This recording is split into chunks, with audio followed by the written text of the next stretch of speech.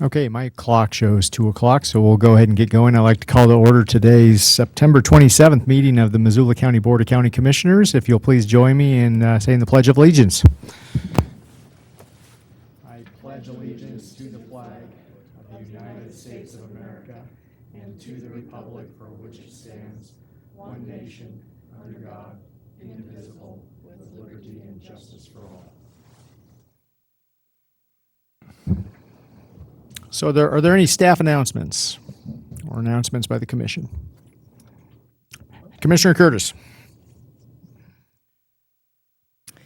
If you don't have anything to do this weekend, on Saturday is the Fall Harvest Fest, I think they call it, at Fort Missoula Regional, at the Historical Museum out by Fort Missoula Regional Park. And there's pony rides and food and fun to be had, so please come. Yeah, thank you for that announcement. So I would encourage everyone, if you haven't done so already, at least while you're exiting the meeting later on, make sure you're signed in the back, make sure your cell phones are off, and at the appropriate time, if you want to testify, come on up to the microphone and be sure to hit the button so that the light turns green from red to green, and you'll be good to go.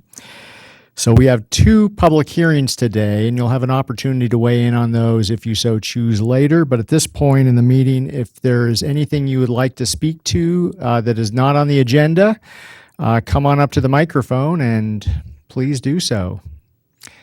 Okay, seeing none. Our current claims list, this is would be claims received by the Commissioner's Office from September 6, 2018 through September 18th, 2018 is $5,565,575.12. $557.12. Thank you. With that correction, we have 2 public hearings today. The first is on an amendment to the Missoula County Fiscal Year 19 budget, and we will begin with a staff report by our Chief Financial Officer, Andrew Chorney. Thank you, Mr. Chair.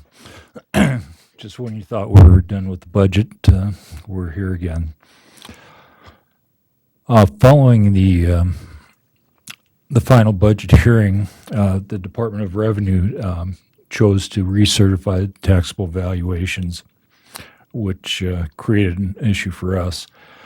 Why? Because the tax increment district out at the development park out by the airport had expired on July 1st, and they did not take those taxes out of the increment, but left it in the increment and didn't pass it on to the taxing agencies. There was some question as to whether half a year would have been included because the tax years start on January 1, not the fiscal year, but they decided to take it out at that point. When the district was created in late 91, the taxable value was only $176,000 at that point in time. Since that point in time, we've generated an additional increment of $2,289,808. So what happened before certification, we had about $11,500,000 worth of URDs and TIFs within Missoula County. Now it's dropped down to $9,204,000, with that $2,289,000 coming out and coming into the county coffers. The incremental value of the TIF, the $2,289,000, is now being classified as newly taxable property and being released to all the taxing jurisdictions within the district. Newly taxable property provided about $540,000 in new revenue that's not been on the tax rolls before. And this is truly new revenue. This is not taxes because the value of your home has gone up. These are taxes that have never been on the tax rolls before. The county's mill values all went up, and the mill value requirements as a result went down. What we're proposing is a drop in the mill's levy increase from 11.07 to 8.65 mils. Would ask that you adopt a resolution amending the Missoula County budget fiscal year 2018-2019. Thank you, Andrew. This is a public hearing. Is there any public comment on the proposed budget amendment for fiscal year 19? Go ahead, Commissioner Curtis. So Andrew, on a $200,000 house, which there might be 3 or 4 of them in the county, what does this mean? Their taxes will be $6 less or something? It's, without adding all the taxes onto a piece of property, just for the county portion, it's about, $6.10. Okay. So I guess our question to the public is anybody against lowering your taxes a little bit?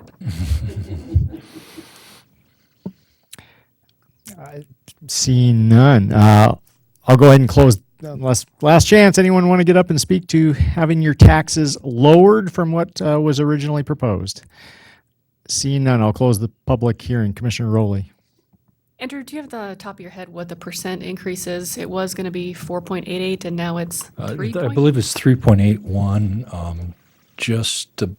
Right around 3% of it is for the new library, and just under 1% is for county operations. Thank you.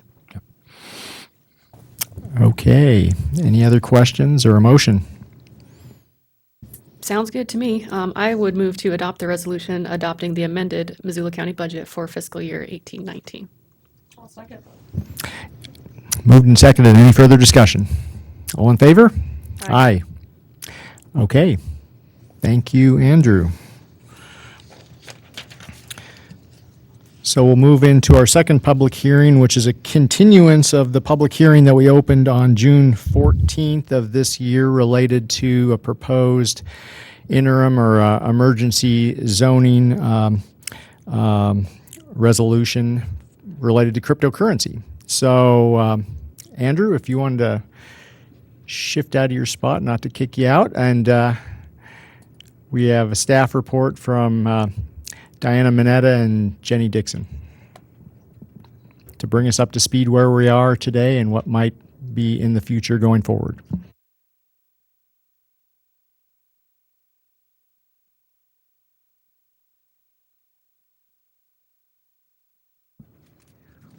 Okay, I'm going to get us started, and then I'm going to turn it over to Diana, and then I'll finish up. My name is Jenny Dixon, and I'm a planner at Community and Planning Services, and this is a public hearing on the topic of cryptocurrency mining and its impacts in Missoula County. Here's the first slide for me. So just to recap, the county commissioners held their first public hearing in June of this year, on June 14th. The primary purpose of that hearing was to take testimony on cryptocurrency mining and its potential impacts, which could be detrimental to public health and safety.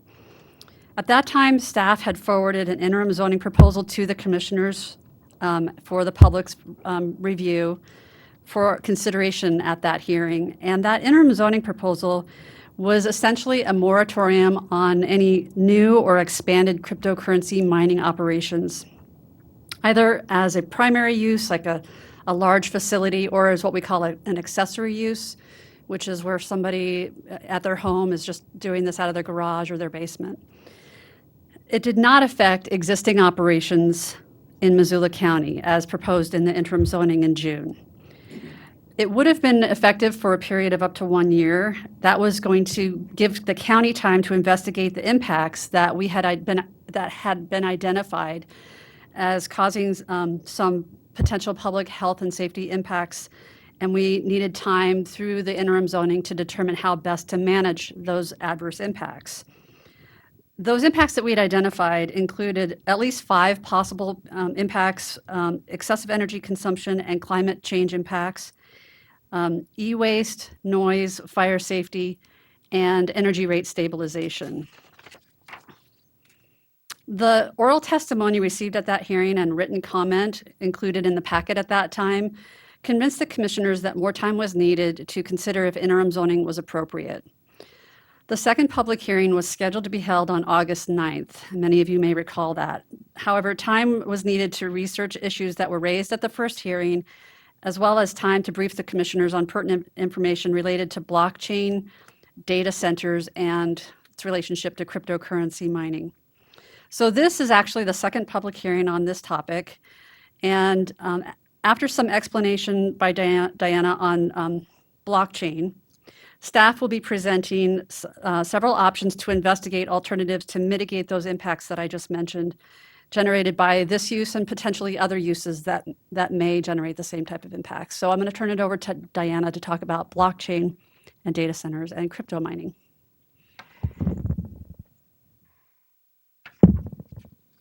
Thanks, Jenny.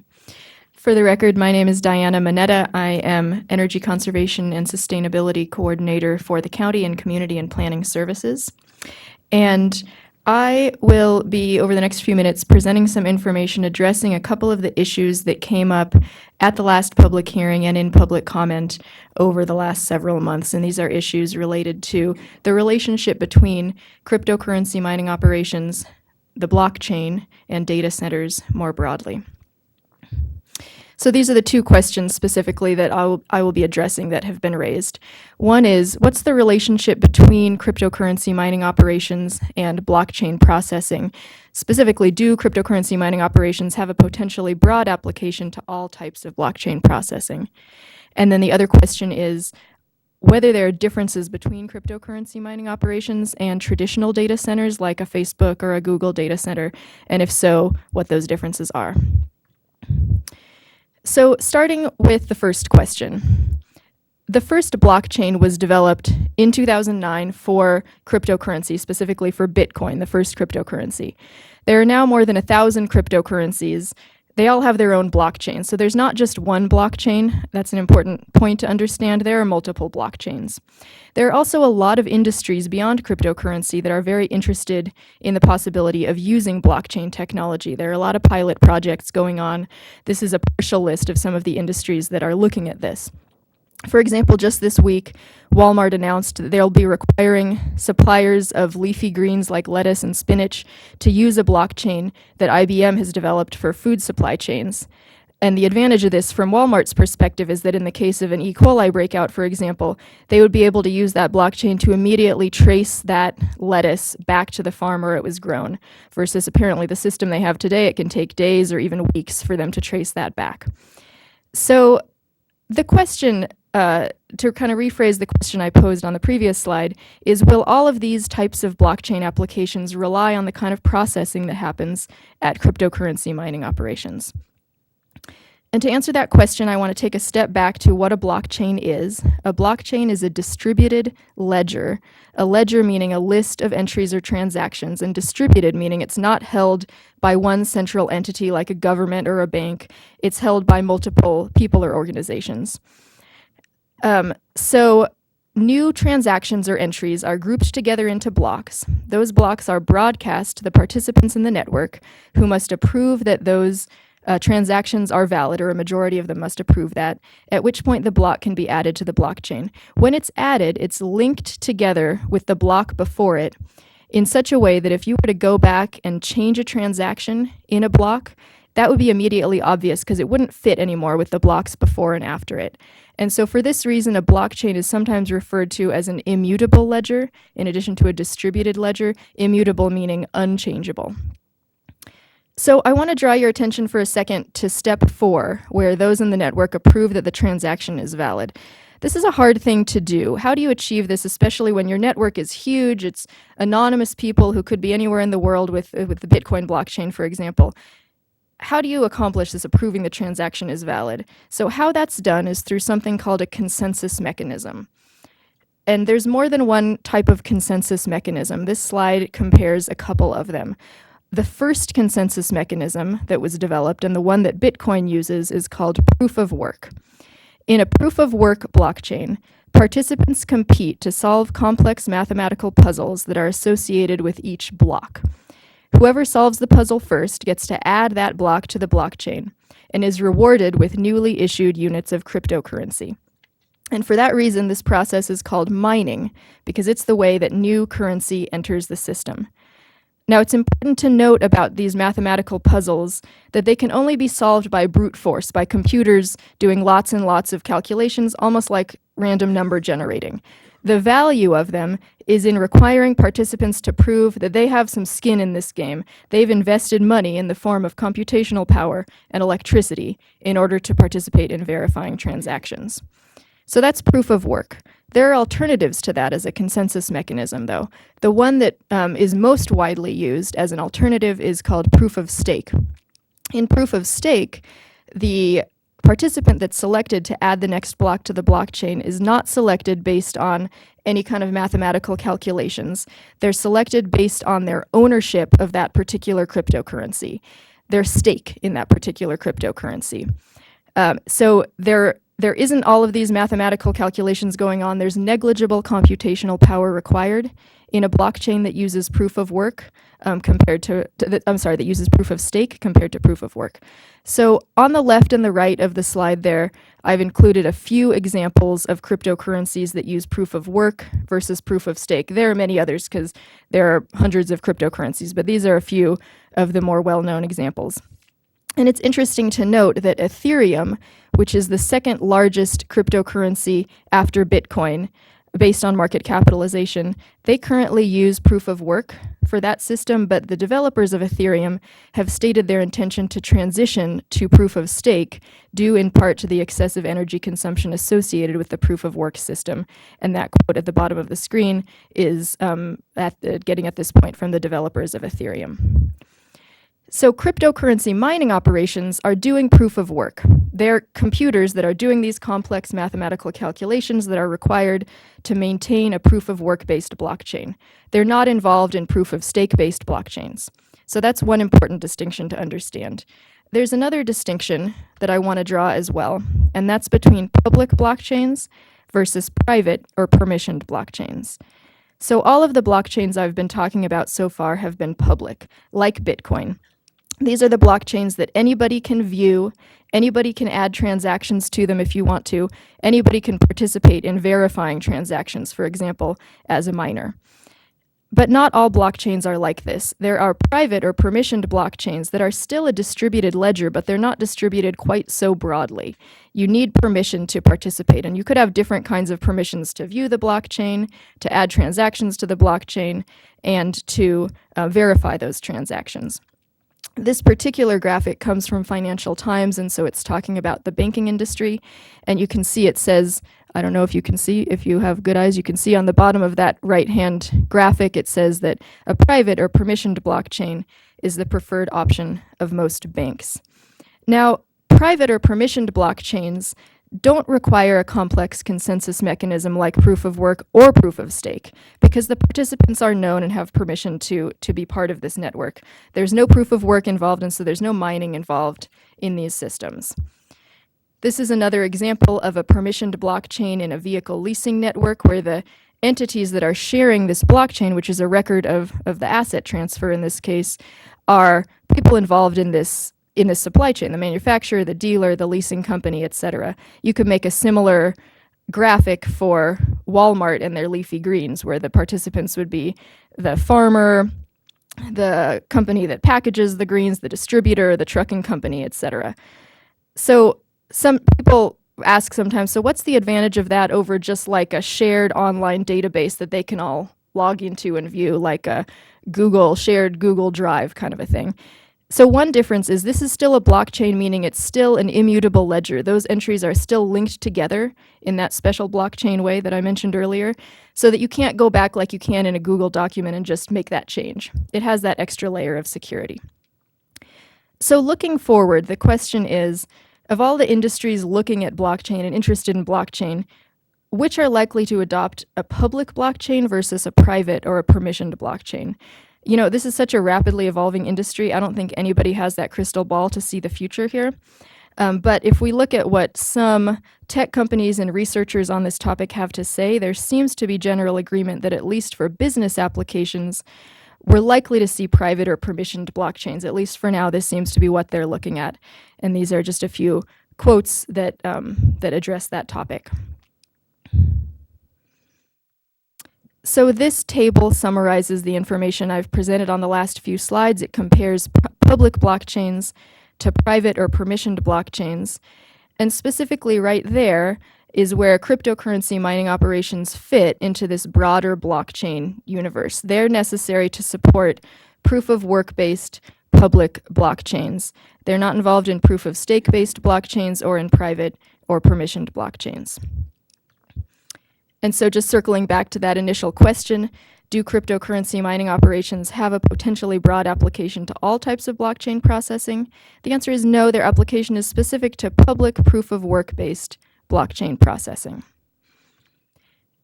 And then finally, to get to the second question that I posed at the beginning, are there differences between cryptocurrency mining operations and traditional data centers, like Facebook, for example? These were publicly available photos of a cryptocurrency mining operation in Washington State on the left, and some photos of the Facebook data center in Prineville, Oregon on the right. And there are physical differences between the two types of facilities resulting from their different functions. So cryptocurrency mining operations are racks of computers that are doing this proof of work. They're running these complex mathematical calculations. They're processing data at a high rate of speed. They're not storing any data. And that's what distinguishes them mainly from a data center. So because they're not storing data, they have less need for security and reliability. They often have more of a lightweight building envelope using a warehouse or a storage facility or something like that. They tend to have less redundancy in their cooling systems and electrical systems. They often have open utility style shelving like you can see in the photo there, as opposed to enclosed cabinets to better control the airflow over and through the equipment. And then power density is a question that is a little bit harder to get a handle on. There's not much data available, but some sources suggest that cryptocurrency mining operations can have a much higher power density than data centers, meaning the electricity used per square foot of the facility. So I hope this information has been helpful to address some of the questions that have come up over the past few months regarding this industry. And with that, I'm going to turn it back over to Jenny to talk about options for the county moving forward.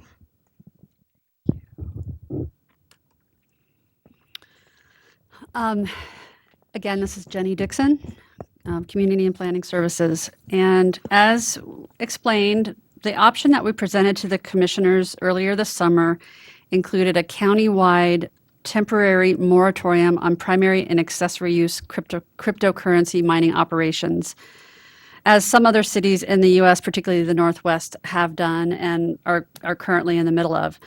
At the June public hearing, public comment suggested an alternative to the commission that would consider addressing impacts of concern rather than the crypto mining industry itself. Those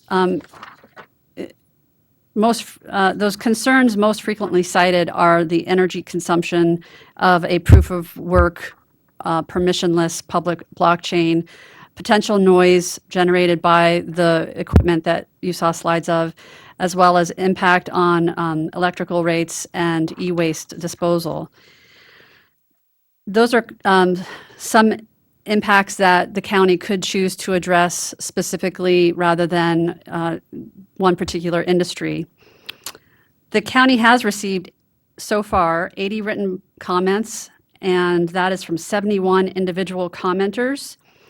Some people submitted more than one comment. So 65 or 92% of those comments were in support of a moratorium, either explicitly or strongly implied, and also felt that the impacts generated by this industry should be addressed by the county.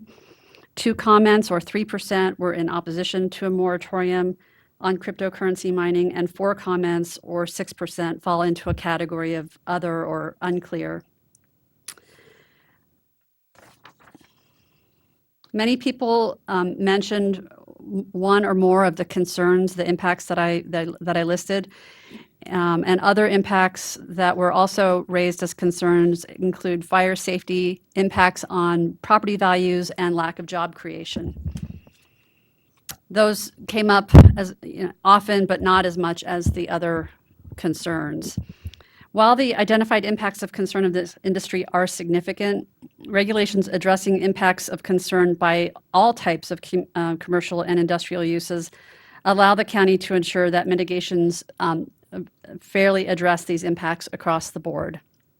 Therefore, staff is presenting a second option, option 2, to the commission with a recommendation to consider if regulations would be developed and adopted by the county to target these impacts of concern. They would also be applied uniformly to all industries rather than just one in particular. A possible consequence of choosing option 2, however, is the absence of a stopgap measure that the interim zoning provided, which is the interim zoning placed a temporary moratorium that would have prevented any new cryptocurrency mining operations from being put into place. However, option 2 will not prohibit those new cryptocurrency mining operations from establishing facilities during that time, and would need to then comply at a later date if regulations were adopted. If the commissioners choose option 2, I would suggest also a motion perhaps to table the proposed interim zoning indefinitely to allow staff time to investigate development of regulations to target those impacts of concern. So what we're looking for is today is potentially a recommendation from the commissioners choosing either option 1 or 2, or if there is a third option, as well as potentially tabling the interim zoning at this time if you don't choose option 1. Thank you. Okay, thank you, Jenny and Diana. So this is a continuation of our June 14th public hearing that we opened. So if folks would like to comment on either option 1 or option 2 that are before us, or anything else bearing on this discussion, please queue up to the mic there. Ask that folks be respectful of others' time and try to limit your comments to 3 minutes or less, and also try to be respectful of differing opinions. Mr. Caldwell. Could you hit the button on the microphone? There you go. Thank you. My name is Bert Caldwell. I live in Chumrow Loop, which is between Bonner and Tura, and I'm currently the chairman of the Bonner Milltown Council. I have trouble reading this. I left my papers on the table at home, so if you'll bear with me a little bit. I joined the council back when early in Steve and Mike's renovation of the mill property, and they have beautified and practically rebuilt Bonner, in addition to bringing new life to the mill. And so for that, I wanted to publicly thank them beyond what we say in the Bonner Council. However, as we pointed out, cryptocurrency operation is today's topic, and Bonner, not the Bonner development. Steve and Mike have attended many, many council meetings and have taken the brunt of most of the complaints. The Bonner Milltown Council, along with many members of our community, have also spent well over a year listening to the complaints and wading through the slow process of defining the problem and working toward a solution. In the first part of this meeting in June, someone stated that it was just not fair to be changing the rules after a company built a business that complied with the existing regulations and policies. My first response, as some of you might know, would be a bit short on that, but it would have been that life is not necessarily fair, and that's simply not an argument. But after I thought about it, for a more serious response, I say that what isn't acceptable or fair was to introduce a very disrupting noise to a quiet community and say simply, we're in compliance. Thankfully, BDP and Hyperblock, previously known as Project Spokane, have not done that. They've been what we consider good, considerate, and responsive Bonner citizens, and I applaud them for that. It must be acknowledged that in every new business, every new product, and it went away, and every new industry incurs unexpected complications and unintended consequences, and Bonner noise definitely fits into this category. While the first group of new fan blades installed have already provided noticeable relief and hopefully enough to satisfy those who have recently been driven to distraction, the county commissioners have the responsibility to acknowledge a new, heretofore unexperienced problem and attempt to mitigate it going forward, and retroactively if necessary, so others don't suffer the same fate, and spend a year or more, as Bonner has, looking for a solution. I very much support this effort and sincerely hope that a rational and reasonable policy results. Thank you. Thank you, Bert. Come on up. Hi, everybody. This is on. It is on, yes. Hi, I'm Michael Friedman. I'm a IT engineer for a local company. I wanted to speak about a few things that I think everyone should know about not only blockchain, but the tech industry in Missoula. I've been here for about 8 years, and I've seen many technology firms come here. I know we've had recent news broadcasts about a firm that purchased a large or renting a large space in the First Interstate building. And we have several other large technology firms that have or looking to make their way towards our city and county. I think it is a mistake to restrict zoning on a tech firm, not just, I think it sets a bad precedent for other tech companies that are looking to make their way here to Missoula. I definitely agree that investigations could be done into the impact in our area, and that it wouldn't hurt to just know what the results of those things are. But to outright block expansion, especially if someone, I think it was you, Jenny, that said that this may affect people who want to crypto mine in their own homes as well. Is that correct? Yes, Okay. that is correct. I think that would be a mistake too. As someone who tinkers around with that as a hobby, it blocks people having that hobby, which I'm not sure where I was really going with that, to be honest. But I don't think it's a great idea to just completely block it, even if it's a temporary thing. I think we should just let it grow for right now. I don't think it's been growing out of control. And again, I do support the investigation of the impacts, and that's about it. So, Okay, Thanks. thank you. Additional public comment. Come on up.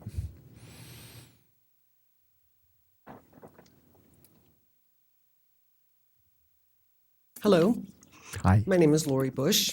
I am concerned about environmental impacts of the decisions that we're making now, that far too often we don't have enough enforcement opportunities for employees to go out and actually take a look at what's actually going on rather than trusting the honor system. Far too often, with many of the regulations that we already have on the books, there is no enforcement. And I support the first option because that is temporary. It still allows for time to actually investigate the potential and the potential solutions as well. The second one, where it says investigate development of regulations to target impacts of concern, very general, created by various types of commercial and industrial uses. We're talking about high volume energy consumption that does impact the environment globally.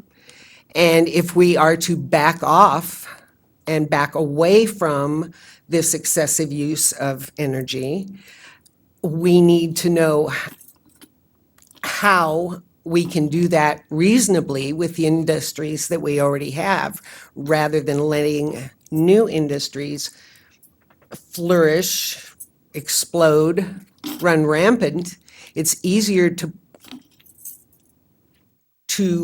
delineate growth at a slower pace than to pull it back after it's already occurred, because there is no enforcement. We have regulations, but once again, they're just suggestions. If there's no one who is actually capable of going out and finding out what really is happening. Thank you. Thank you, Ms. Bush.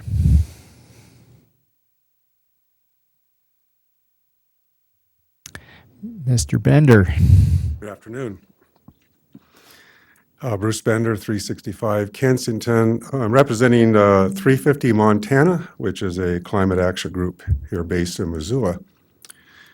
350 Montana works to reduce atmospheric carbon by ending fossil fuel burning with the greatest urgency. This urgency is only reinforced by the effects we're currently experiencing with climate change, the more frequent extreme events of droughts, wildfires, floods, and hurricanes.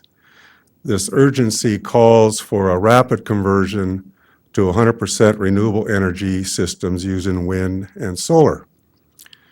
350's main objective currently is to advocate the use of 100% renewable energies by Northwest Energy, who is currently updating their procurement plan for electrical generation as they convert from coal. They are currently looking at using gas-powered plant generation, and we are encouraging renewables. But clearly, the part of strategy for conversion to renewable energies is reduce the need for electricity by improving the efficiencies of all users. Cryptocurrency, I'm going to use Bitcoin because it's easier for me to say, mining is oppositional to that concept of efficiency. In fact, their growth only lends to an exponential need for more electricity. The more users of Bitcoin mining, the more complex computer calculations required, and with it, increased electrical use. As the Guardian paper states, in simplified terms, Bitcoin mining is a competition to waste the most electricity possible by doing pointless arithmetic quintillions of times a second. One statistic says the current world use of electricity by this mining aspect is comparable to use by nations, such as large as Ireland or New Zealand, and that's probably growing. And of course, the problem that I'm concerned about is that this northwest region of the U.S. has a less expensive electrical energy, because you'd say, why are they coming here? But it's also the climate. It's a cooler climate. As you may know, Iceland is one of the larger areas that has this type of use. So it's ideal for the environment for this business. But the Bitcoin mining potential growth in electrical demand has potential escalating impacts on the global warming pollution from electrical generation. Could the electrical demand encourage the continued operation of the air-polluting coal plants that are now scheduled for closing at Colstrip? Could the Northwest Energy use this electrical market growth to justify going to natural gas plants, another fossil fuel, rather than going to renewables? The Politico magazine article about East Wenatchee that you had on your website I found very interesting. It's a warning to all communities about the effects of this very speculative operation. We Montanans should be aware of any businesses that use the term mining in its description. Cryptocurrency mining has similar traits to our history of mineral mining: speculative markets, unregulated users, abandoned waste and businesses, and variable employment. So on behalf of 350 Montana, I encourage you to use whatever legal authority you have to curtail the growth of this wasteful and impactful industry, the cryptocurrency mining, and certainly support option one. Minimally, as you look at regulations, require that its electricity has to come from renewables such as wind or solar, and not use our existing hydro energy, as I think is being proposed by one, nor allow them to use any fossil fuel generation of electricity. Thank you. Thank you, Mr. Bender. Additional public comment.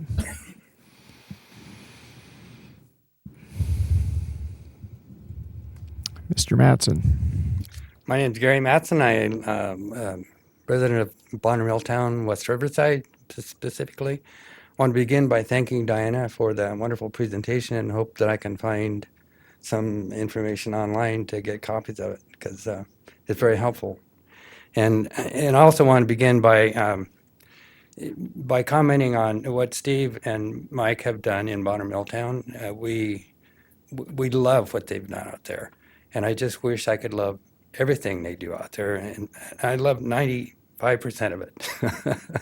So my comments today are about the other 5% and the cryptocurrency mining. And I've also met the folks from Project Spokane who have showed up at our council meetings, and they've been fun to be around, nice people. So this is not about people, it's about projects. And I strongly support an indefinite moratorium on cryptocurrency operations in Missoula County, and here's why. The electrical energy consumed by these facilities is obscenely excessive. For example, the Project Spokane operation in Bonner consumes 5 megawatts of energy while providing only 20 to 25 jobs. It would take 2.5 Milltown dams to provide the energy for Project Spokane. According to a Missoulian story by Kim Brigham, the computer power it takes to create 1 Bitcoin consumes at least as much electricity as the average American household burns through in 2 years. This is a New York Times story reported under the headline, "There's nothing virtual about Bitcoin's energy appetite." Each day it takes as much power to run the worldwide Bitcoin network as some medium-sized countries, the Times said, citing Morgan Stanley and economist Alex DeVries, who track energy use in the industry. The consequence of excessive energy consumption is an unacceptable carbon footprint increase. Although Project Spokane's operators state that their energy comes from renewable hydro sources, the removal of this renewable power from the energy pool creates additional demand for new generation sources. Northwestern Energy Current proposes that these new sources be powered by fossil fuel, which is going to add additional to our CO2 footprint. There is a worldwide scientific consensus that man is causing climate change. NASA's climate change section that you can find on the internet, where you can find almost everything these days, says multiple studies published in peer-reviewed scientific journals show that 97% or more of actively publishing climate scientists agree climate warming trends over the past century are extremely likely due to human activities. In addition, most of the leading scientific organizations worldwide have issued public statements endorsing this position. Missoula County has an opportunity to lead in the recognition of anthropogenic climate change at a time when much of our corporate and political leadership is denying or overlooking human contributions. And I have total sympathy with industrial developers who are trying to make their development pay, and they don't have time to look at climate change science. And very few people, I'm afraid, in leadership positions do. But Missoula County can. Bitcoin miners justify their operations partly on the basis of the potential future benefits of blockchain technology. Even though such applications may develop and may have broad application within our national economy, they are currently too excessive in energy consumption to offer any true benefit to our society as a whole. The overall social and environmental effect of cryptocurrency mining is negative in the extreme. Missoula County could help minimize our collective carbon footprint by establishing an energy standard for new commerce and industry within the county. For example, there could be tax benefits or other benefits provided to new commercial buildings that meet LEED standards, and maybe this is already done. And Gary, you're at about 4 minutes now, so. What's that? You're about 4 minutes, so if you could Okay, start to wrap up. Half a paragraph left. Okay, thank you. And their benefits could also be provided to industries that employ more people while using less energy. And as a final thought, we can live without blockchain, but we can't live without a planet. Thanks. Great. Appreciate it. Thank you.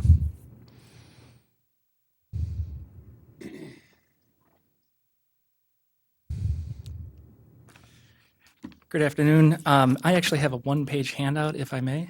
Sure.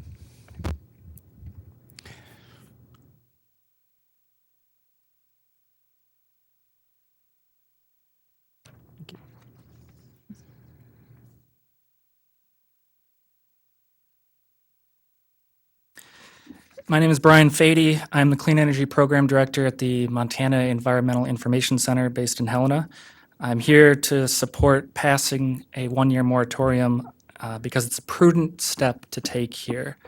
And in addition to the concerns about noise and electronic waste and whether these projects fit with the county's growth policy, which states that the county should consider the impacts to climate change when making policy and regulatory decisions, There are real questions to be asked here about the impact of these energy-intensive facilities on electricity rates for county residents and businesses that get their electricity from Missoula Electric Co-op or Northwestern Energy. For example, in Plattsburgh, New York, there were reports of residential electric bills going up $100 to $200 per month because cryptocurrency operations had flooded in and soaked up all the cheap hydropower in the region. And Missoula is in a very similar situation with low-cost hydropower. It's one of the prime reasons these facilities are looking to locate here. The American Public Power Association, which represents co-op electric utilities around the country, wrote earlier this year that, quote, "The transitory nature of the currency phenomenon makes it difficult, if not all but impossible, to plan for the substantial increase in energy use and the strain on the distribution system to handle a load that literally might be here one day and gone the next." Flathead Electric Co-op to our north laid out their cost concerns when they passed a 6-month moratorium on cryptocurrency facilities earlier this year, and they have since extended that another 6 months. And that is the handout that I passed out, and it lays out their concerns, noting that the significant power requirement of the potential load requests could use up capacity that Flathead Electric has already reserved for serving traditional growth levels, and that the loads are mobile and very transient, potentially straining costs to other cooperative members if they leave prematurely, and that the rapid growth in electricity demand could ultimately pose a reliability and safety risk to the cooperative's electric distribution system. So I would urge the Commission to send a letter to Missoula Electric Co-op as well as Northwestern Energy to ask if they share these concerns and what steps they are taking to protect against spikes in electricity rates and or having stranded, unfunded grid infrastructure because of cryptocurrency operations. And perhaps they are already addressing this issue. I do not know, but it is worth asking the questions and seeking some answers. There's significant uncertainty is what we do know. And that uncertainty is just another reason that passing a temporary moratorium is a prudent step to take at this time so that the county will have all the information it needs to make a good decision. And I would specifically propose as well that during that time, the county could consider requiring cryptocurrency facilities to obtain a letter or some other certification from the co-op or Northwestern stating that the facilities will not cause rates to go up for other ratepayers, and it will not create significant risk of stranded assets. This certification could be required in order for these facilities to operate in the county. Thank you. Thank you.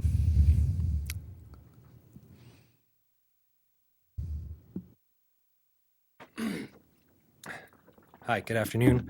My name is Sean Cooper. I'm the COO of a company called ForgeX.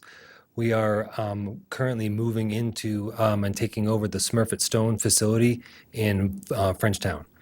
And I'm here to talk to you guys about a lot of things, specifically about cryptocurrency, Bitcoin. I just wanted to make a quick comment that I found online on Twitter by an Andre Antonopoulos, who is a very big proponent of cryptocurrency. And he says, immutability is not a waste of energy. Christmas lights are. So I just want to kind of start with that. Well, no one can argue that Bitcoin and other altcoins mining consumption consumes a lot of energy in absolute numbers. Given that you need to run a network of a few hundred or thousand of very powerful computers at all times, the right way to look at the problem is not about the total consumption, but to compare how efficient Bitcoin is relative to the alternatives traditionally centralized systems use. However, the only comparison that seems to be always popping up anywhere and everywhere is against banking, Visa transaction costs. As expected, Visa looks like way more efficient, which adds to the rhetoric that Bitcoin is a very inefficient system, and it's just a Ponzi scheme that pollutes the world. In my view, this is a comparison is flawed. It is not comparing apples to apples. Besides the fact that Bitcoin is not simply a piece of payment network like the Visa is currently, Visa itself requires a banking system for payments to work. So you're basically requiring Visa and the banking. So take a quick look at Visa transactions. You have your credit card, you're going to swipe the card. So there's power that has to be used there. You have your phone and your Apple Pays and your iPhones, and you have the Android, Samsung Smart Pay, etc. So you're using power right there. The moment that somebody swipes their card, that process starts. You start sending your information out to a front-end processor. The front-end processor then takes your information and sends it to the representative bank. And the bank validates the information is correct, and you have credit or balance. Finally, it's time for the transaction to flow back to the bank, the process to the credit card association, to the front-end processor or the merchant that is acquiring your banking information.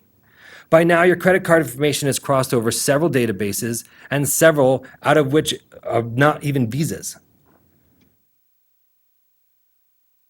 Sorry, someone's. So we have seen above, just comparing the Visa transaction costs with Bitcoin costs is not a fair comparison. So now let's estimate how much electricity the traditional banking system consumes. This is not an easy thing to do, to calculate, because there's just not enough information. First, let's look at how many banks are out there.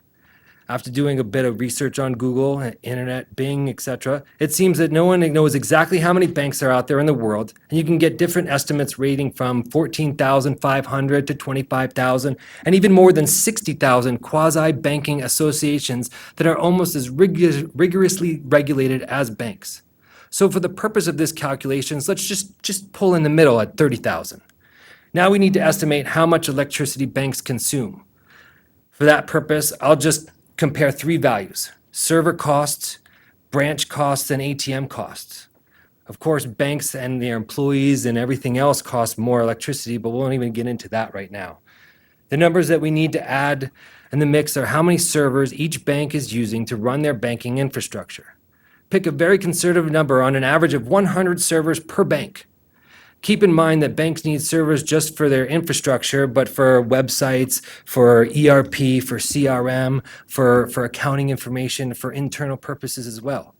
If a server is an average consuming 400 watt hours since it's always on, that means that the bank consumes a total of 800 megawatt hours a year. Let's add the mix of the electricity consumption of the branches. According to the World Bank, there are 12.5 branches per 100,000 adults in the world. So if the world population is 7.6 billion people and we have around 70% of those are adults, that means there are a total of 665,000 branches or so. Only in the US it appears to be close to 100,000 branches, and assuming the US is around 15% of less of the entire banking system worldwide, you get around the same number. Mr. Cooper, you're starting to run a little long, so if you could start to wrap up. Wrap up really quickly here. So Bitcoin's annual consumption is about 28.6 terawatts, while the banking system's average power consumption is about 100 terawatts a year. So if you're just looking at efficiency standpoints, Bitcoin is more efficient. Even if only 30% of the bank's electricity consumption is comparable to the part of Bitcoin, that would still make Bitcoin more efficient. So again, I close with miners and the equipment that are coming out now are becoming more efficient, more over time. The S9 is 2.5 times more efficient than the S7 that was out a couple years ago, and we're just going to keep growing. So again, I think that we should really stop complaining about Bitcoin and start complaining about Christmas lights. Thank you. Thank you, Mr. Cooper.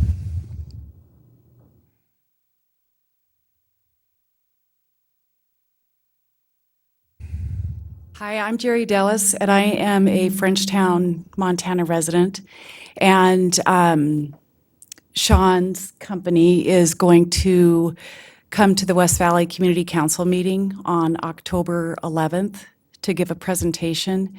And I would ask that the commissioners take a little bit more time to consider these two options after the October 11th meeting, when they do hear from the residents of Frenchtown via the West Valley Community Council, to take into consideration the ramifications of this operation, as well as the really what it could do for our economy and the other things that are relevant to more than a 3 to 4 minute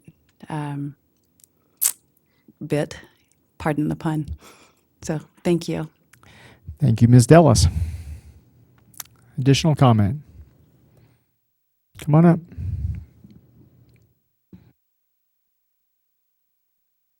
I didn't have any intention of coming here to speak today, but I just want to throw one thing out for you. And could you state your name for the record, My please? name is Elisa Cooper. I'm Sean's spouse, and 12 years ago, I went to work for a small company called Amazon.com.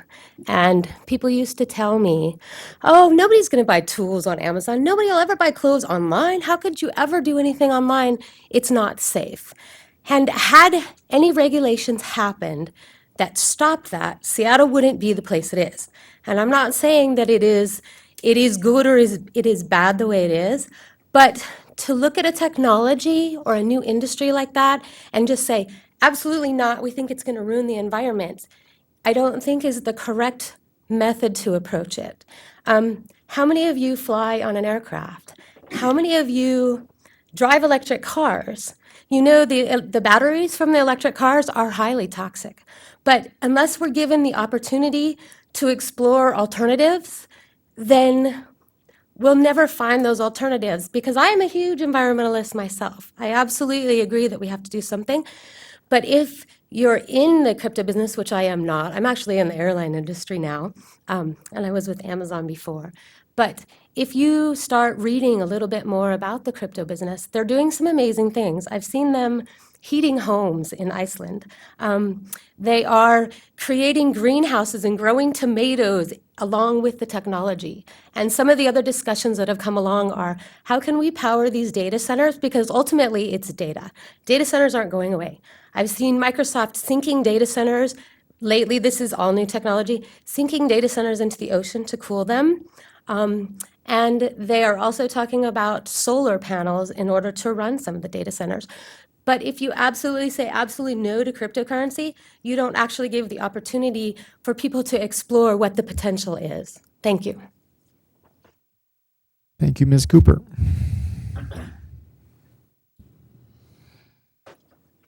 Good afternoon. Good afternoon. My name is Jeremy Drake. I'm with Home Resource. It's a local nonprofit business here in Missoula. My comments directly address option number 2. In August, the City of Missoula City Council unanimously adopted a zero waste plan following the adoption of a zero waste goal back in 2016. That goal aims to reduce municipal solid waste by 90% by the year 2050, both in volume and toxicity. So the potential impact of e-waste from an operation such as a cryptocurrency mine and any large user of electronics and the associated community and global burden are a concern of which you're already aware. And I understand that based on the written comments, Project Spokane chooses reuse and recycling over landfill disposal of their used hardware.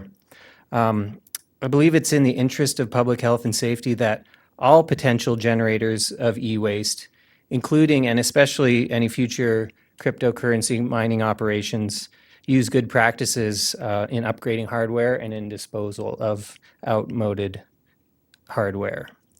While businesses may come and go, toxicity is much less ephemeral and persists in our environment indefinitely. Precedent exists to regulate disposal of toxic waste streams, including e-waste, at the county level. They're all across the country, both domestically, the mainland, also in Hawaii. So lack of statewide leadership on this issue should not necessarily be a barrier.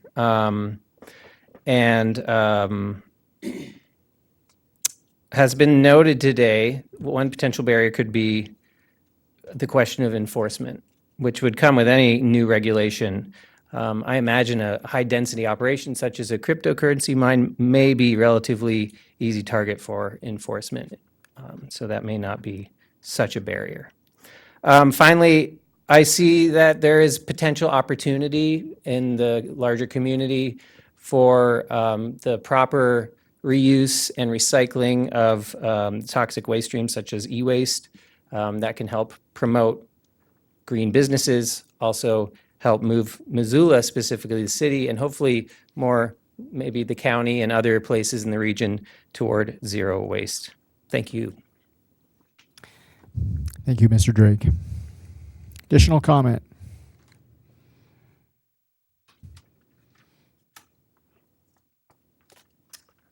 Hi, my name's John Langstaff. I'm a resident of the Grant Creek neighborhood. Recently, we had a neighborhood meeting, and one of the advocates for BitCurrency mining came in and enlightened us as to how they were going to bring such a wonderful company to our neighborhood. And personally, I don't see how BitCurrencies are going to benefit us. Are we going to be a better community because of a bunch of algorithms? I think not. Are we going to have more jobs? In a very small sense, maybe, but for all the expenditure of electricity and conflict that it's going to cause, not worth it. Is it going to bring tourists? I doubt if anybody wants to go see a crypto mining operation. And I certainly wouldn't want to drop it. And, you know, we have several service businesses at the bottom of Grant Creek, which include a couple of motels. And those people don't want to listen to any crypto mining clattering going on down there. I don't see how the expenditure of energy in this false coinage is going to benefit anyone either. Algorithms, come on. That's not going to make a difference in the quality of our life. I would like to see our energies and our businesses help people, not help Bitcoin miners in their pseudo universe to make money off of the electricity that we are all trying to benefit from. It's not going to happen when you give it to Bitcoin creators. That's wasted energy as far as I'm concerned. That's all I have, and I just think that we can find better businesses to promote Missoula than a Bitcoin industry. Thank you. Thank you.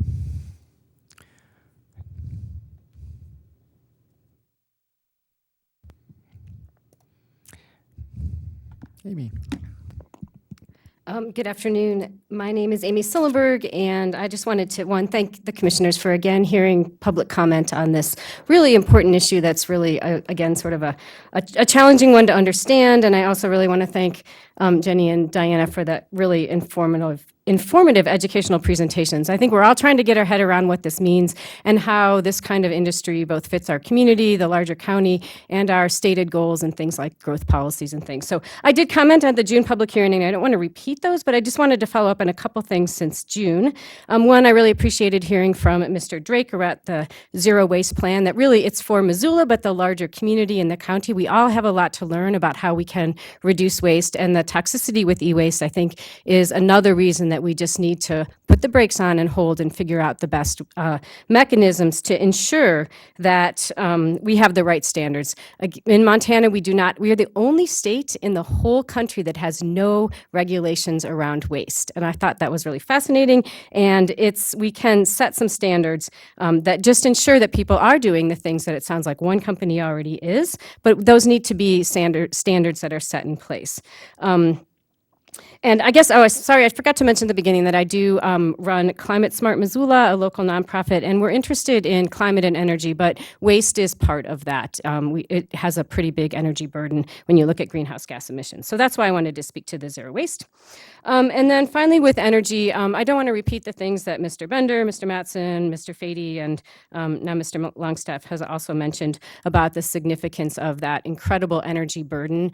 I just think that if it is either one or two, the options on the table, I would encourage you to choose one and go with it. I'm clearly more interested in a moratorium so we can figure this out. But it's been interesting to learn about how other counties and other states have approached this, where they have looked at a burden of energy and how that might affect other ratepayers, some of the concerns that Brian Fady raised, and it said, hey, we can actually do something with this. We can charge, we could tax a building, we could charge a different rate, we could encourage renewable energy. There are options out there to kind of help level the playing field in terms of the pollution burden that's being put forward. And I just think that we need to figure this out, and we need to figure it out pretty quickly. So I would encourage, depending where you want to go, option 1 or 2, but know that a group like Climate Smart, who looks at a lot of energy issues, and some of the other folks in our community are willing to work with you to help find some of those best practices that other people, communities around the country have used, and move those forward. Thank you. Thank you, Ms. Sillenberg. Additional public comment. Come on up. I know there's got to be someone. Oh, here we go. I'm Steve MacArthur, and I'm a member of 350 and also on the board of Jeanette Rankin Peace Center. I'm here speaking as an individual today in support of your taking time to consider the impact of no regulation, because we are kind of an energy reservation here in Montana.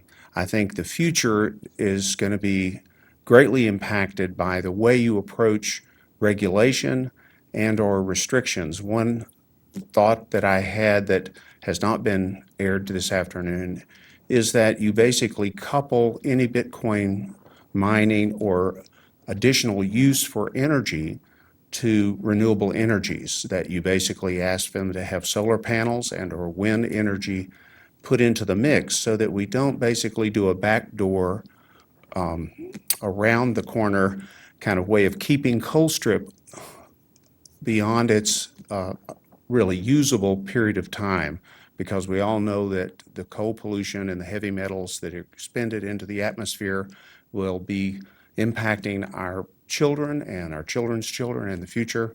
And so I'm concerned that without some appropriate regulation, not to determine who wins and who doesn't win in terms of economic activity in this community, but that you basically level the playing field with some restrictions around additional energy use and couple them with a commitment toward renewables so that we can meet our standards of a healthier environment for our children. Thank you.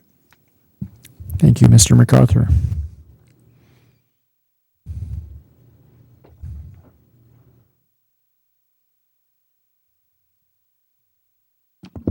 Thank you, Commissioners. My name is Jamie Bowditch. I'm an attorney with the Boone Carlberg Law Firm. I did testify at the June 14th hearing.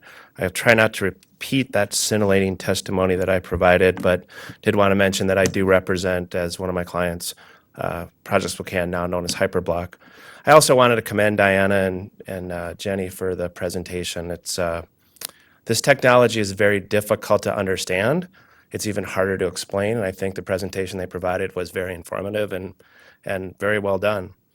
I guess what I want to say is this. I appreciate a lot of the concerns that have been expressed at the 2 public comments, but a lot of those concerns are at the macro level. And I think I also appreciate the difference in opinion as to whether or not cryptocurrency mining and blockchain technology has any societal benefit.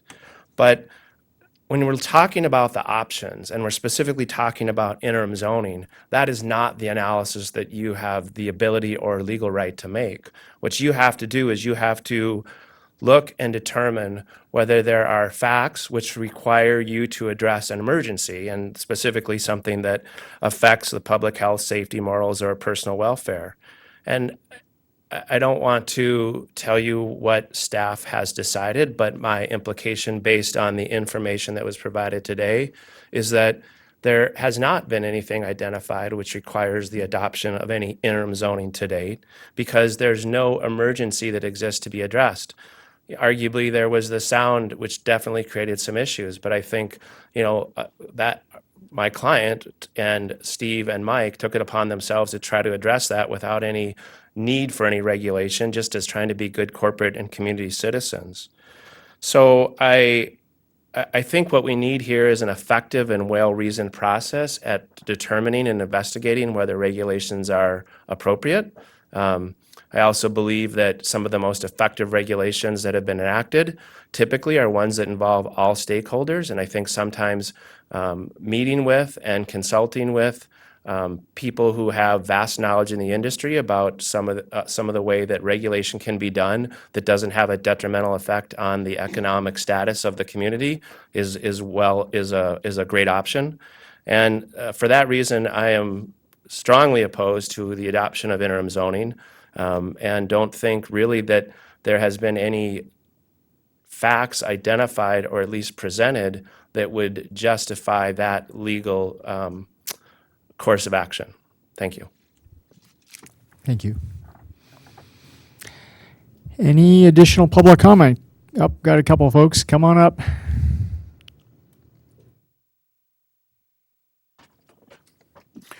Hi, my name's Steve Loken. I have a construction company here in Missoula that does energy conservation. It does retrofits. It does passive house, super insulation. I've done a lot of training of other architects, builders, and engineers in the Pacific Northwest for the Bonneville Power Administration, and followed the development of the Power Planning Council, Bonneville Power Administration's Power Planning Council 30 years ago, to initiate aggressive conservation measures in the Pacific Northwest. Knowing that those aggressive conservation measures for the Bonneville Power Administration and all the public and private utility companies that are connected to them to save energy. And the last time I met with Bonneville Power Administration, they said they could meet the growth projections for energy consumption in the Pacific Northwest for the next 5 years with conservation measures. So I find it interesting, and I'm just as a layman, I'm trying to wrap my brain around the fact that I come from a background where everybody has or should have equitable distribution of resources. So if all of us in this room had a light bulb under our chair and a big extension cord, so at night each of us had a light bulb, and then somebody comes in the room and they have a huge spotlight that dims everybody else's light bulbs, to me that doesn't seem like a fair and equitable distribution of resources. And when I try to wrap my brain around what Bitcoin is and what it does for a small handful of people who are extra wealthy, and they diminish the resources and they diminish the social and economic justice for everybody else that lives in this part of the country, there's a fairness doctrine. I don't think it can be regulated. I don't think it can be, dealt with codes and regulations, though I'd love to see that. But what gives a company a right to come here and take 20 or 30 megawatts of power, which we've been trying to save over the last 30 years in conservation efforts, for algorithms and for the benefit of a few people who, as I understand it, find a way of evading taxes and everything else because they can schlep these currency issues back and forth. For me, it's a social and equity justice thing more than it is how to regulate it and how to control it. But I'm very sad that for a very, very small handful of jobs, we are giving up an enormous amount of energy to one company that consumes more energy than we ever have consumed in this part of Montana. For what? For a few jobs? I mean, you could argue that the sawmill that was out there before at least had 800 jobs at one time, and they consumed a fraction of the energy that this one company is consuming. So the bigger picture for me is not how to regulate it, but how do you find the way for social justice? Because frankly, everybody else that's got that light bulb by their chair, guess who's going to pay for this company to consume way more than their fair share? We all will. Whether it's peaking power facilities that are built in Northwestern Energies or the tribe or whoever is going to be providing an inordinate amount of kilowatt hours for this one company. Just think about the fairness and justice. an equity issue for the rest of us, because we will most assuredly be paying more for this company and its small handful of jobs to move in here and consume more, far more than their fair share of consumption for a product which most of us can't describe or know about anyway. Thank you. Thank you, Mr. Logan. Come on up.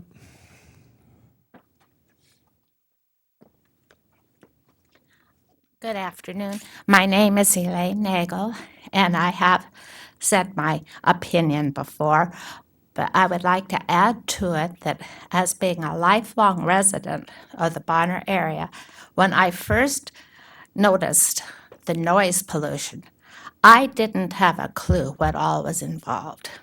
I do now. I've had quite an education, thank you.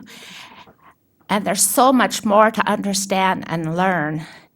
I really think option one would be the best at this point in time, because I'll leave you with a very old adage: an ounce of prevention is worth more than a pound of cure. Thank you. Is there any additional? Yes, come on up.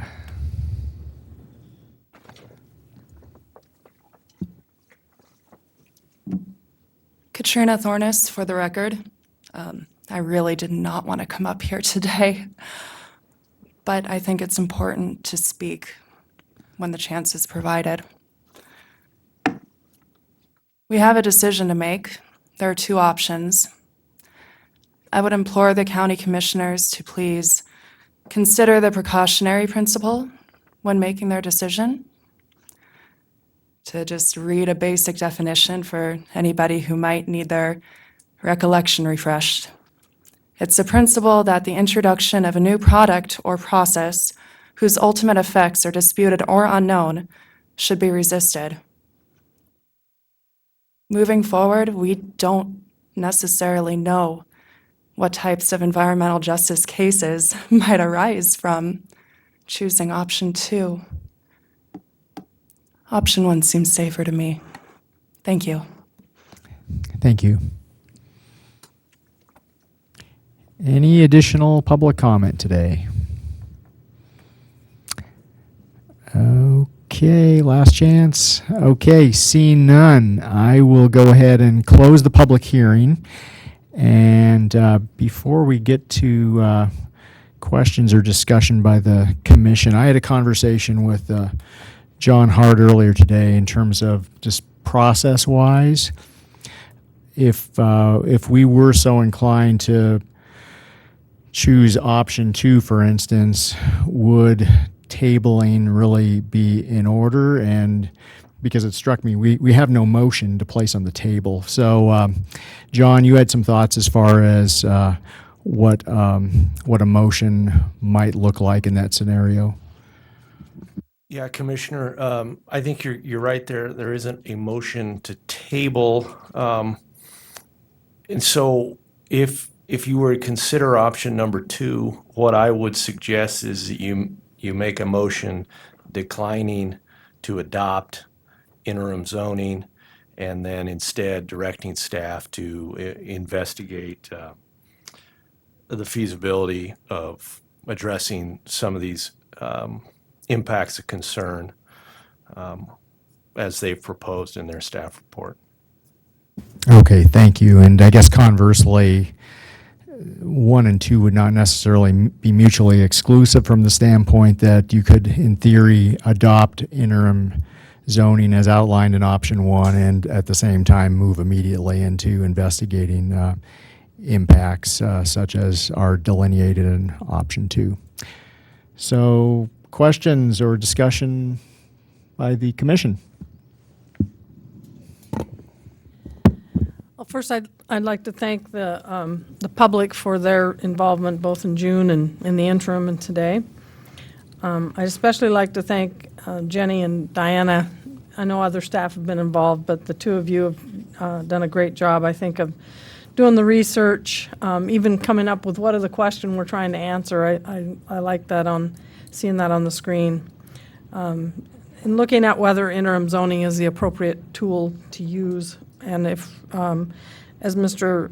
Bowditch said, is there an emergency that needs to be addressed? I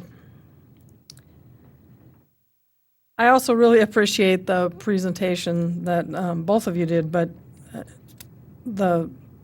it's a confusing topic to understand. And until Diana gave us a briefing of her presentation a few weeks ago, and until then I always just called it electronic monopoly money because I couldn't understand it at all.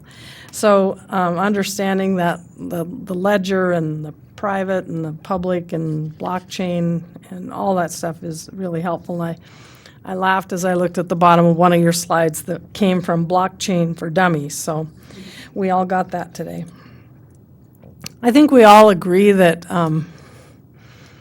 it kind of goes against our grain to see such an incredible use of energy for something that we can't put our hands on. But I really think that in the end,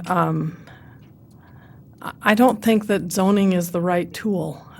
Maybe there'll be some zoning that comes out of option 2, but I think that we're better off to take a more global look, because this probably isn't the only industry that produces noise, that has e-waste. I agree that we should be looking at what do we do with waste.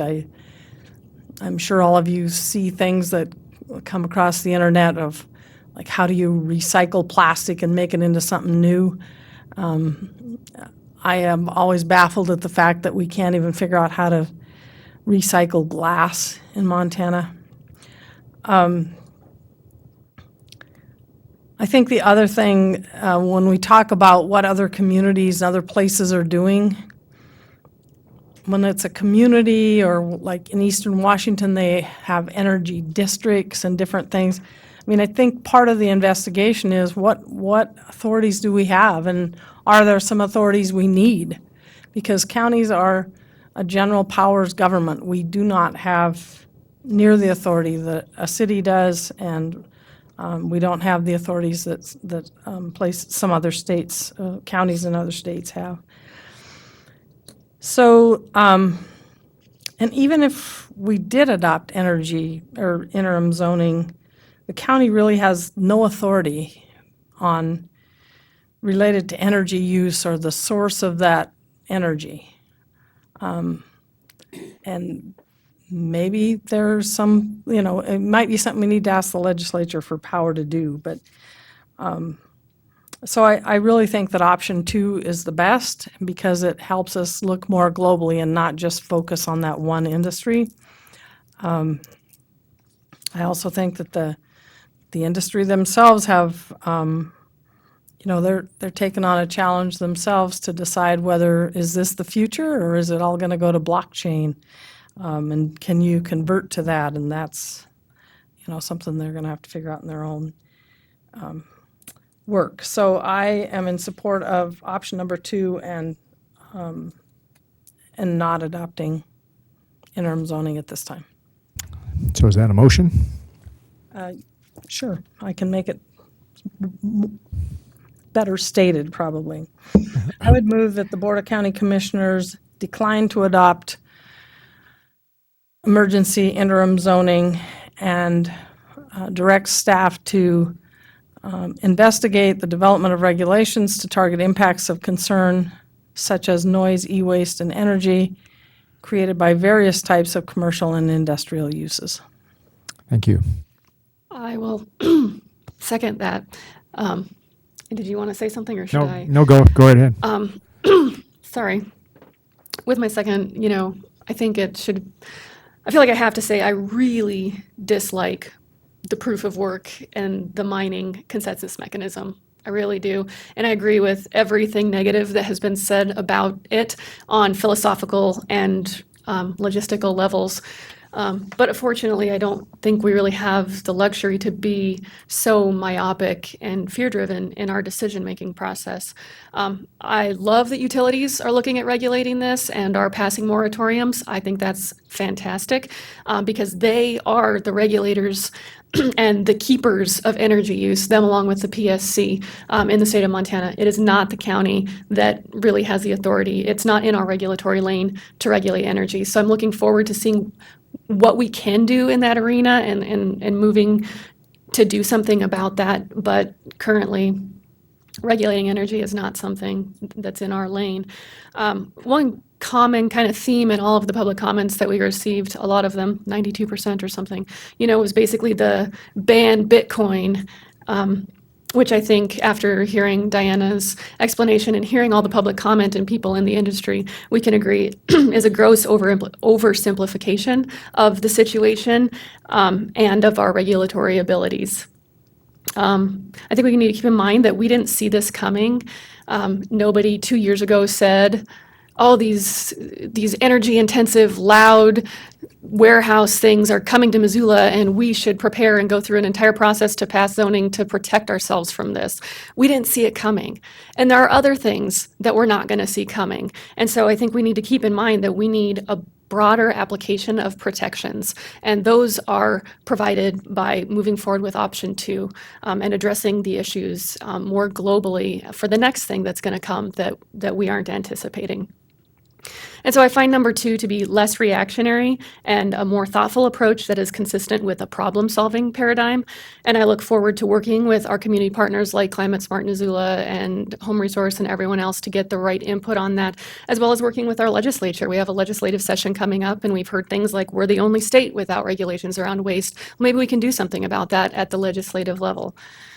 So essentially, I think in order to enact interim zoning, there has to be an imminent threat to public health and safety. And then we would research in that year moratorium is for us to research what we're going to do about it. Well, what we're going to do about it is number 2, because that's really all we can do with our current authorities and as a long-term solution. After that year is over, it's over, and what will we have done?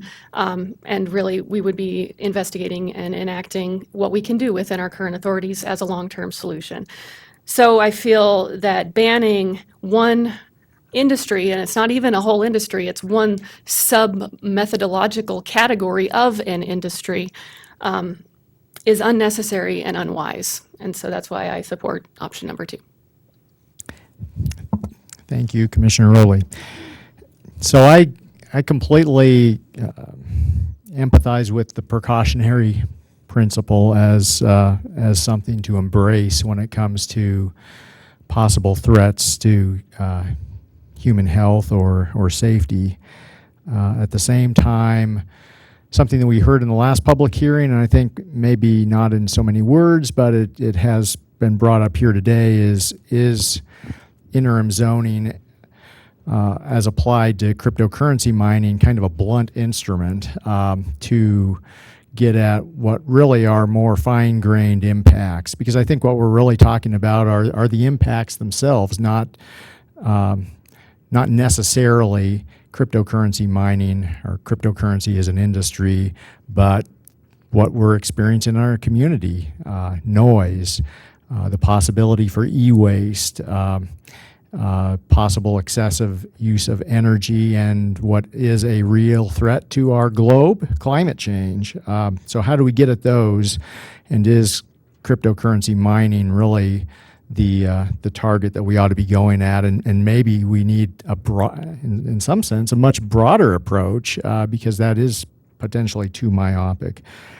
I do have serious concerns about energy use in cryptocurrency mining or public proof of work blockchain operations. And even though, to their credit, Hyperblock is drawing upon hydropower, I had the opportunity here recently to tour a cryptocurrency mining operation, CryptoWatt in Butte, and they use a lot of power, or will be as they ramp up, and they're getting their power from Colstrip. So there clearly is the not just the possible, but the very real situation in the state of Montana that will be enlarging our carbon footprint rather than decreasing it.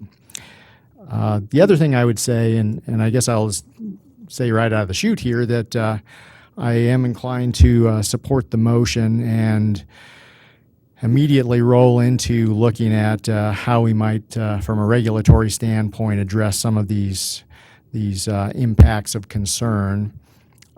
Because about 4 or 5 months have elapsed now while we've been taking a very deliberative process looking at this and trying to understand even the terminology involved in what is creating these impacts via cryptocurrency mining.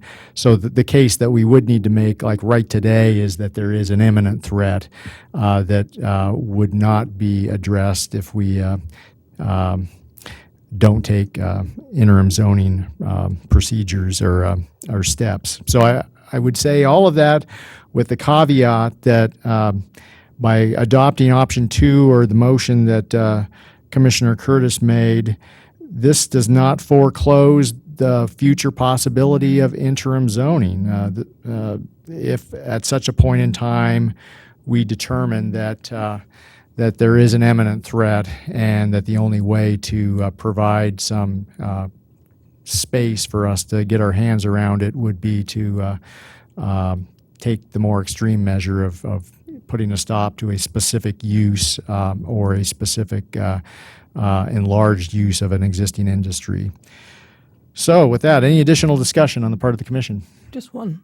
Commissioner Curtis. I'd also hope that through this process, we talked about, Commissioner Rowley mentioned some folks to involve, but I also think involving the folks in this business is really important, because as we look at the impacts, we need to look for solutions, and it could be wind, and it could be solar, and it could be some other ways to generate electricity also. So we'll be creative and look at all the stuff here. And I would also be remiss not also to thank both Jenny and Diana for their work on this issue, and all of you on both sides of the issue in the audience here. I think you've all given us some good food for thought, and we'll carry that all forward as we look at the potential of developing regulations, which might end up being some form of zoning regulations countywide, or possibly other remedies also. So we've had motion seconded, we've had discussion. Let's go ahead and vote. All in favor of the motion, please say aye. Aye. Aye. Okay. So I guess as I mentioned earlier, Jenny and Diana, give some thought to how this might fit into your work plan and how we might expedite the discussion, because I don't think it's any less of an urgent need today than it was 4 months ago when we first started looking at it. So, okay, is there any other business coming before the commission at this time? Seeing none, we'll be adjourned. Thank you.